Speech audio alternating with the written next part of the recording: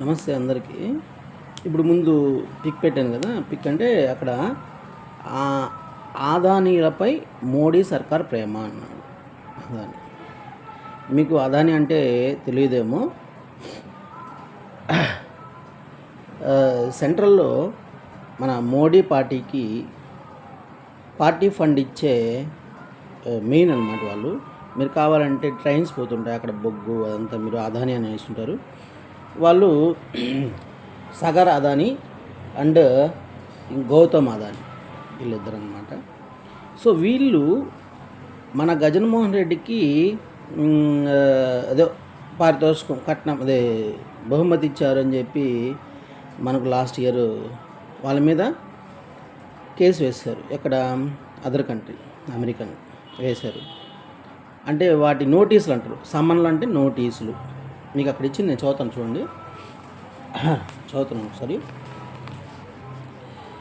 న్యూఢిల్లీ, నరేంద్ర మోడీ సర్కారు Adani group of chairman Gautam Adani, ఆయన దగ్గర బంధువు సాగర్ అదానీపై అలవిమాన్న ప్రేమ కురిపిస్తుంది. అమెరికన్ స్టాక్ మార్కెట్ నియంత్రణ సంస్థ సెక్యూరిటీ అండ్ ఎక్స్చేంజ్ కమిటీ పరోక్షంగా ఆరోపించింది. అర్థమైందా? ఎక్స్చేంజ్ కమిటీ పరోక్షంగా ఆరోపించింది అనమాట. ఏమని? ఆంధ్రప్రదేశ్తో సహా కొన్ని రాష్ట్రాల్లో సౌర విద్యుత్ ప్రాజెక్టుల కోసము, మీకు గుర్తుందో లేదో, మన గజనన్న అప్పుడు 1700 కోట్లు తీసుకున్నారు సంథింగ్ అనేసి వేసినారు కోసం వీరు ముడుపులు అంటే అదే లంచం వచ్చిన ఆరోపణలపై ఈ ఏడాది ఫిబ్రవరిలో తాము జారీ చేసిన సమన్లను మోదీ సర్కార్ ఇప్పటికీ వారికి అందజేయలేదని న్యూయార్క్లోని ఈస్టర్న్ డిస్ట్రిక్ట్ కోర్టు న్యాయమూర్తి జేమ్స్ ఆర్ చోకి ఎన్ఈసి తెలిపింది. అయ్యా, ఇంకా ఆ సమన్లు వాళ్ళకి అందలేదు అని చెప్పి తెలిపారనమాట. భారత్లో ఉంటున్నటువంటి అదానీలకు అందజేయలేదంటే భారత ప్రభుత్వం సహాయము తప్పనిసరి పేర్కొంది. అంటే ఈ ప్రభుత్వము వాళ్ళకి హెల్ప్ చేస్తుందని అర్థం.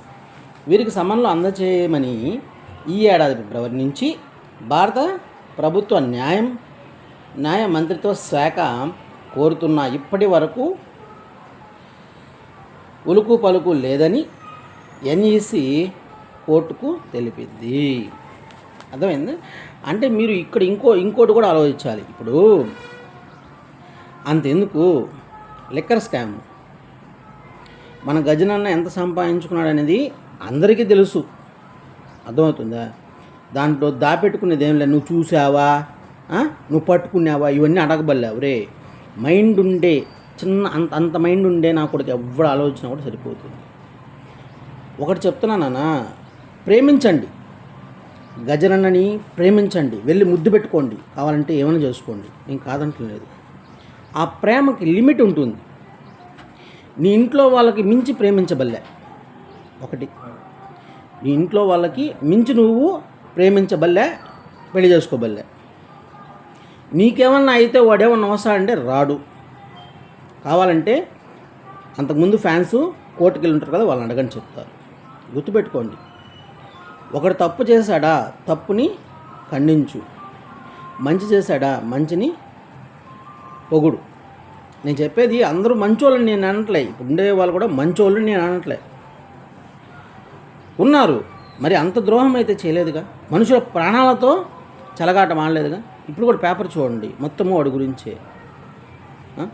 స్పిరిట్ ఏందిరా, మద్యంగా చేసి అమ్ముకొని దాంట్లో కోట్లు సంపాదించు. ఏమన్నా కనీసం చూపించుకుంటావా? ఇప్పుడు అంబానీ ఉన్నాడు, ఓకేనా, వాడు చూపించుకుంటాడు. ఎందుకంటే వాడు ట్యాక్స్ కడుతున్నాడు కాబట్టి నేను ఇన్ని కోట్లు సంపాదించుకొని చూపించుకుంటాడు. వీడు చూపించుకోగలుగుతాడా? కానీ మీరు ఆలోచించండి. బంగారు డ్రెస్ వేసుకుంటాడా? ఎందుకు రా నేను డబ్బులా? ఒకప్పుడు డబ్బులు పంచేదానికి వ్యాన్లో పంపిస్తూ ఉంటే వాటిని కాల్చేసాడు న్యూస్ వచ్చింది. అప్పుడు మర్చిపోయి ఉంటారులేండి, 2019 ఎలక్షన్లో.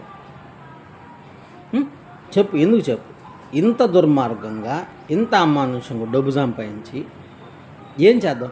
దేంట్లో లేడు చెప్పు? ఏ స్కామ్లో మన అన్నలేడు? కొద్దిగా ఆలోచించి నేను వాడి మీద నాకు పర్సనల్ కక్ష లేదు, అర్థమైందా, ఏమి లేదు.